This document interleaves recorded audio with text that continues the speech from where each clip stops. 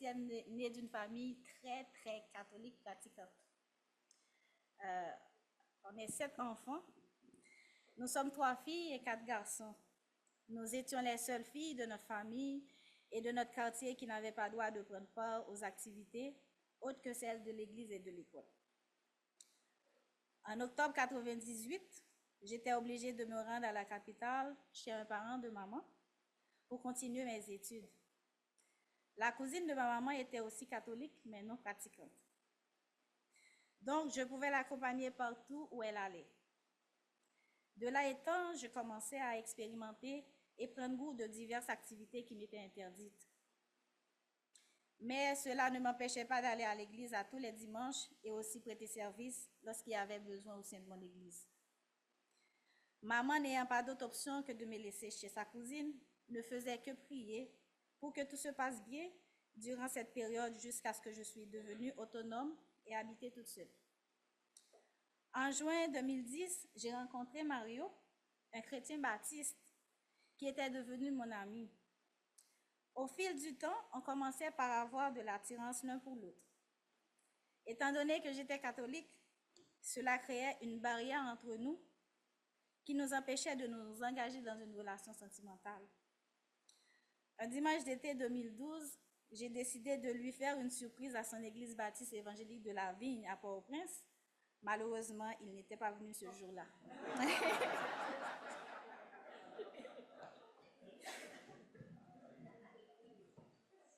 Mais je trouvais bien la façon dont cette assemblée adorait, et depuis, je ne suis jamais retournée à l'église catholique.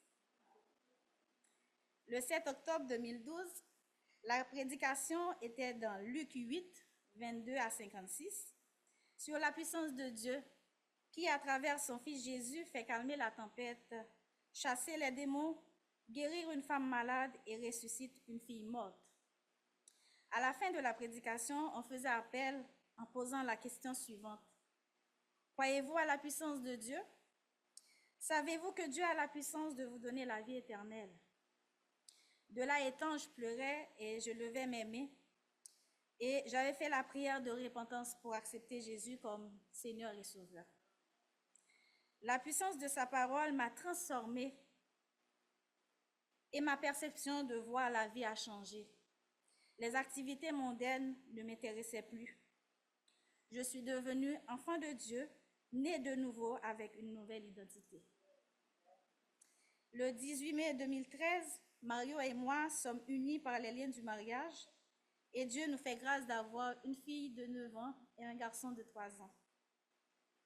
En ce qui rapporte au développement de ma vie chrétienne, les responsables m'avaient envoyé dans une classe de découverte de la foi à tous les samedis PM et dimanches avant le culte.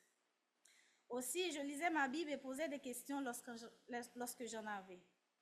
Le 6 avril 2014, j'ai décidé d'intégrer la classe de baptême en me basant sur Acte 2, 38, lorsque Pierre dit « Répentez-vous et que chacun de vous soit baptisé au nom de Jésus-Christ pour le pardon de vos péchés et vous recevrez le don du Saint-Esprit. » Le 26 juin 2014, j'ai donné mon témoignage et le 5 juillet 2014, je me suis plongée dans les eaux du baptême selon Romains 6, 3, 4. Ignorez-vous que nous tous qui avons été baptisés en Jésus-Christ, c'est en sa mort que nous avons été baptisés. Nous avons donc été ensevelis avec lui par le baptême en sa mort, afin que, comme Christ est ressuscité des morts par la gloire du Père, de même, nous aussi, nous marchions en nouveauté de vie.